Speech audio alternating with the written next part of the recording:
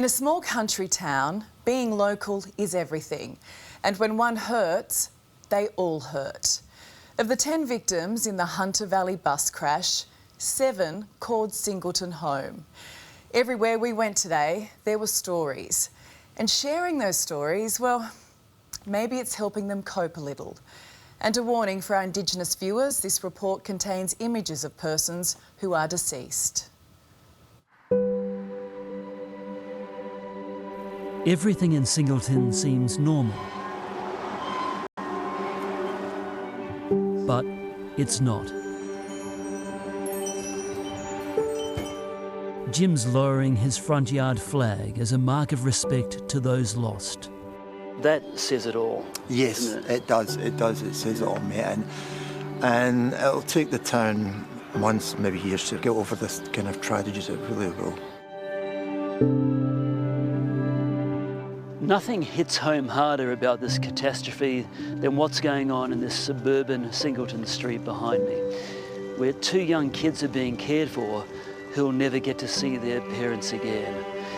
The kiss they received from their mum and dad on Sunday would tragically be their last.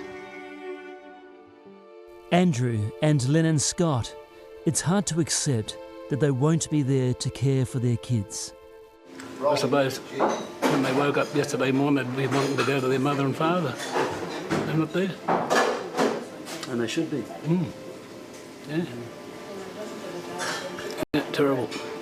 Andrew was the town physio who looked after Brian's busted shoulder. He's a bloke you don't forget, you know?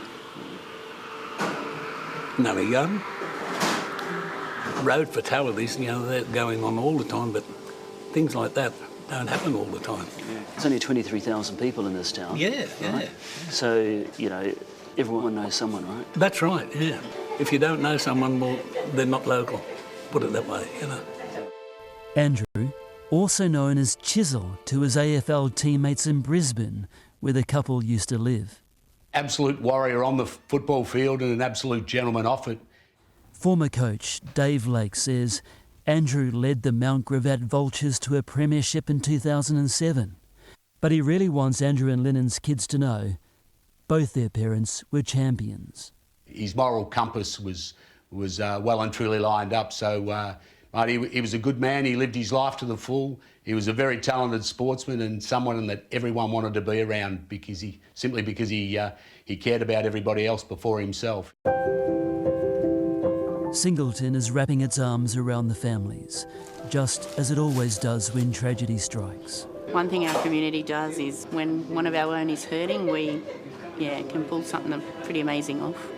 For cafe owner Trina, the only thing people are talking about on their coffee run is the bus crash and how to help the local families affected.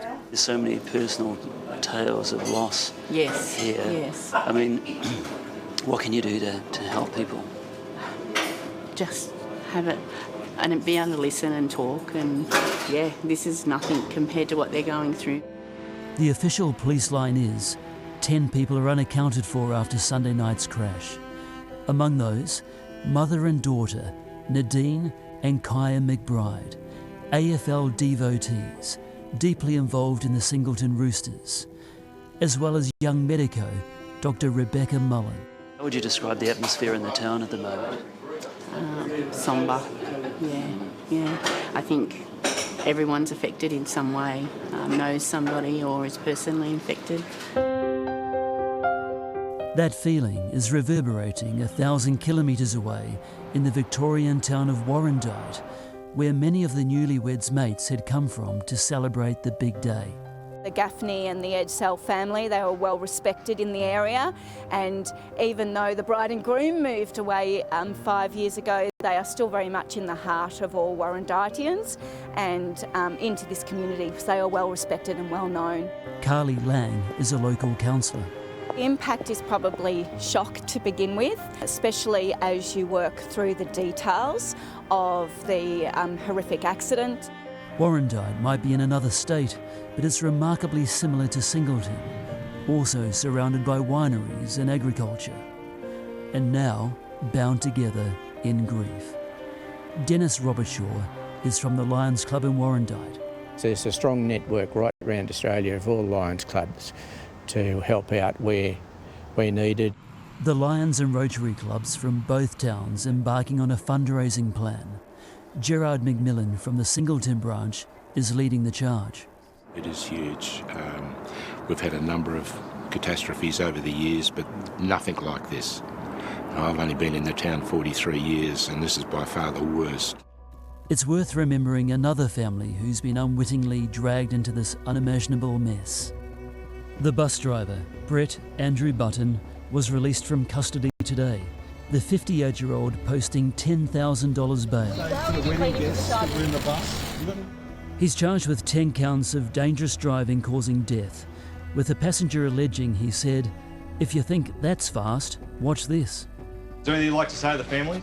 Button's under strict bail conditions, including banned from getting behind the wheel.